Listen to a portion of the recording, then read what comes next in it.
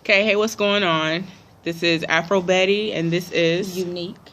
And I will have all of her information in the description box. So, yeah, I'll let her tell you about herself. Hello, everyone. I am Unique. I am CEO and founder of New Generation Entertainment. I am a humanitarian, activist, revolutionist, songwriter, music producer, singer, rapper, dancer, everything. You can follow me on Facebook, The Real Unique, and that is The Real U'_NEEK. And you can also, that's about it. I'm sorry, y'all. Yeah.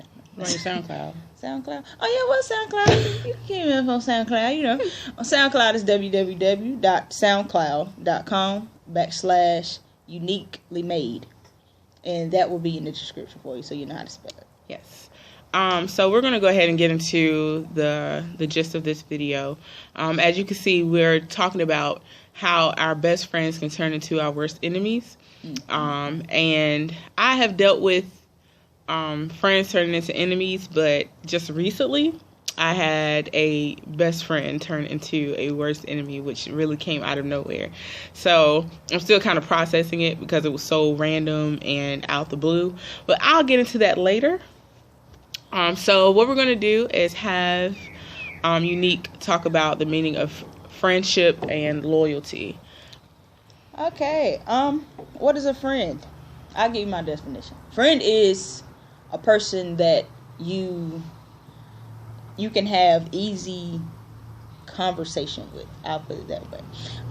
A friend in my eyes is not necessarily the person that you tell all of your business to, but it's someone that you start to build a bond with, and eventually you go from being a friend to a best friend, from a best friend to like family. So that's really my definition. Then loyalty. Loyalty is the quality of being loyal to someone or something. The quality. Key word in that whole definition is quality. So yeah, just talking about friends, we are pretty much the same when it comes to who we become friends with. We don't just call somebody our friend. Now, let me say this. I will say that somebody is my friend if I'm talking to somebody old and they don't understand associate, because for them, just because you know somebody, you're friends. In that case, then everybody's my friend. Like, oh yeah, this is my friend from high school. No good and well, we ain't hang out ever. But in actuality, I don't just throw around that term all willy nilly. Like she was saying, it's a bond between people.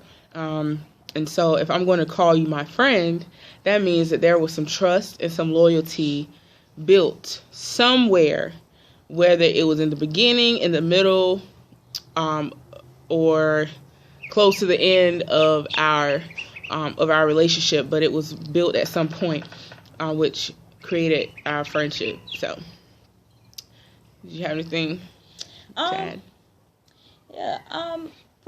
That's the same thing that she was saying. It's more of a bond. For me, when I become friends with anybody, which really I've gotten to the point now where I don't even believe in the word friend, because there's always an end to that. So I don't want to believe in friends anymore. But when it comes to becoming into a bond, I'll put it like that. When it comes to having a bond with someone, it means that you have pretty much proved to yourself and proved to the other person that you are worthy. These have random animals playing. going past us. We don't know if they the mafia or what. But when you've chosen to create this bond with this person, that means that you are showing them and yourself that you are worthy of their time, of their energy. And that means that you are trusted. You're like their diary. Sorry, y'all. You're like their diary. And when you're like someone's diary, that means that they trust you enough with with how they feel, with their words, without you leaking it. With you having a lock on that diary and not being unlocked for someone to just come in and you become an open book. So that's what I wanted to add to that. That's what a friend is. It's supposed to be. Supposed to be. Which gets us into the topic of discussion. Best friends turning into worst enemies. I just recently had this happen. Like I said, I've had friends who turned into enemies. Well, I don't want to say they turned into enemies necessarily. We just stopped being friends. And like, I'm one of those people. It takes too much energy to really have a problem with somebody. So if we have a falling out, then we just had a falling out and we're not friends anymore. I'm not going to sit up here and bash you and dog you out and slander your name. That's just not the type of person I am. Because like I said, I know plenty of people, both, old friends, old guys. I'm not even going to say boyfriends because they were just situations I was in. Situationships. Exactly, situationships. Family. So, I'm not just, it takes too much time, and I feel like it's unnecessary to dog somebody just because, you guys have a falling out. But I will say this, in the most recent situation that I had, I was telling her, who's my cousin, so just in case I said I was telling my cousin, talking about her, I was telling my cousin about this person because she knows this person, knows her personally. Most people in my life know her, so we'd known each other pretty much our whole lives almost.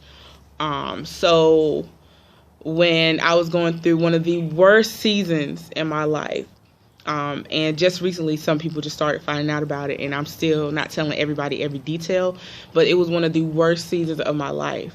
When I needed her to be a friend the most, she showed how truly selfish she could be. And it wasn't anything necessarily new, but I just felt that because we had known each other so long, and I let her know this. I said, I'm sorry that, you don't know me well enough to know that I wouldn't have asked this. I asked for a favor of someone that she knows.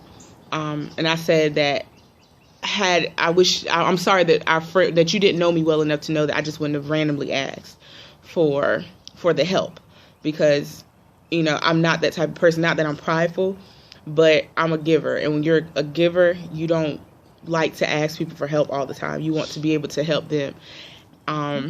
So it was a hard thing to do, but I needed some help. And I pretty much exhausted all of my options, and she went off. I'm not even going to go into all of that because it ain't y'all business.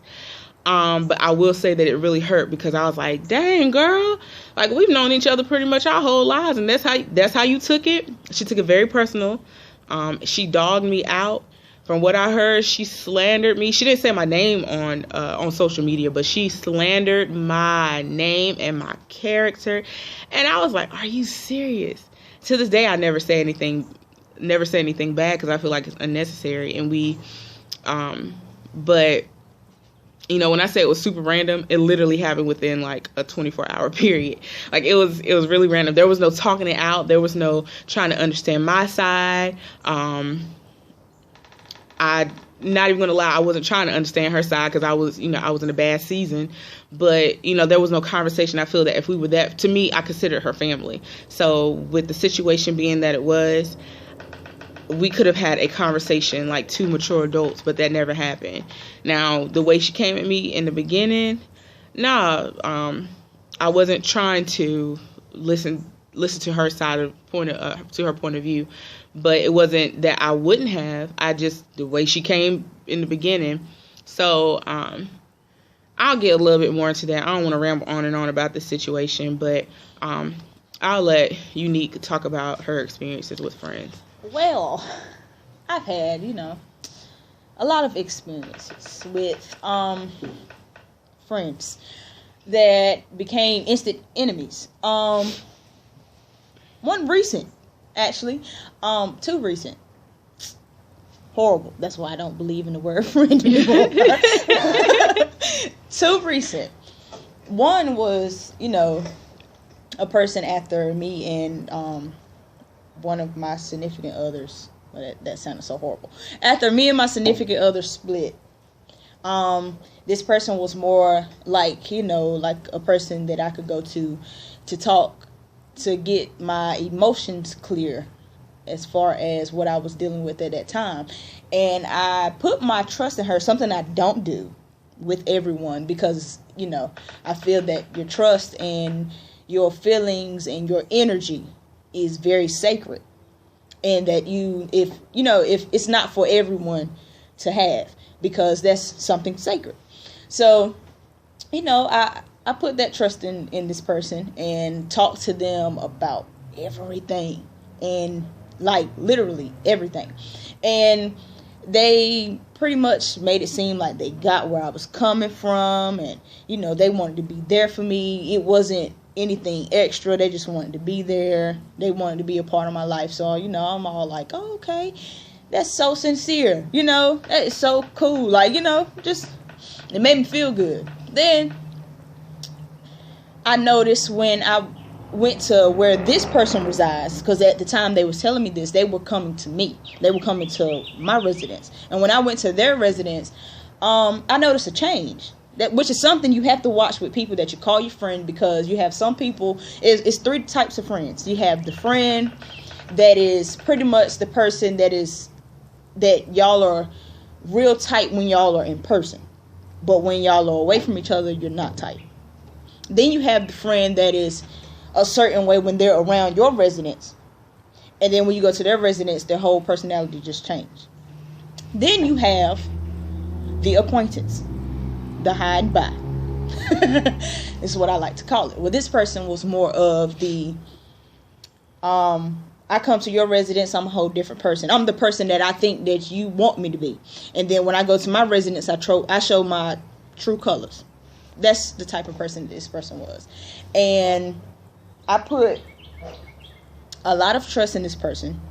And for them to go behind my back and dog me out as if I was pretty much worth nothing, like I didn't matter, everything that I told them, not saying that it got out, and not saying that, that they put me out there like that, but it was more of my trust was betrayed, because they went behind my back to other people talking about me as if, making it seem like something that it wasn't.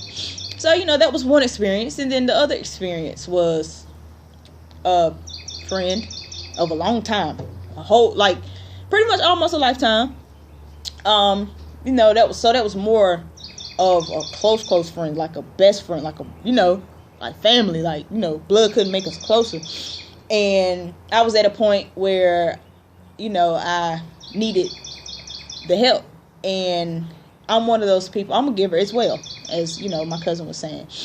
I'm a giver as well. So I'm one of those people where when I give to you, it's not because I'm looking for it back. It's because it makes me feel good to see that you are happy. So when I'm in need, I don't necessarily want to go to anyone and be like, okay, look, I need help. But when it comes to that point where you have no other choice and where you can't help but to have to ask that, then that's what it gets to. Well, this person in particular was willing, after I spent all my money to make sure they were straight, to make sure that they had everything that they needed. Once I ran out of what I had and they got what, enough to be able to replace it, instead of being a best friend and saying, okay, we're going to do this together, it was more of, oh, no, well, yeah, you might have looked out when you had it, but, now that I got it, I don't know what to tell you. It's just better for you to do it for yourself. It was more of they were willing to allow me to let me starve than to be like, no, when I eat, you eat, type thing. And so it's not that, that I was upset about them not spending their money on me. No, don't. That's fine. That is fine. It was more of my eyes were open, because anytime that you are willing to let someone that you call your family starve, knowing that they're in need at the time, anytime you are willing to allow them to starve in that way, it shows who you really are, especially when you have it. So, that's as much detail as I can go into that with that one. we're going to have a part 2. So please stay tuned for the part 2 because this is some deep stuff. And we are definitely not the only ones. It doesn't matter if you're 5, 25, 55, 75. Everybody has dealt with it or will eventually deal with it where, you know, people, and, you know, let me say this really quick before we end this part 1 video. There's no time limit that says we have to become best friends in this certain this certain period. That's how long it takes for us to become friends. You know, like our most recent situations, you know, were really with people that we knew pretty much our whole lives. But I have friends right now I met in college. We became best friends within like a few months. And to this day, they still hold me down. To this day, they're still keeping my secrets. And, you know, like it's a trust thing because they know stuff about me. I know stuff about them. So if we really wanted to destroy each other, and not that it's anything bad, but it's just, you know, just stuff like when you're dealing with stuff you don't want everybody to know. Even if it's not meant to be embarrassing, sometimes it can be like when you're going through stuff.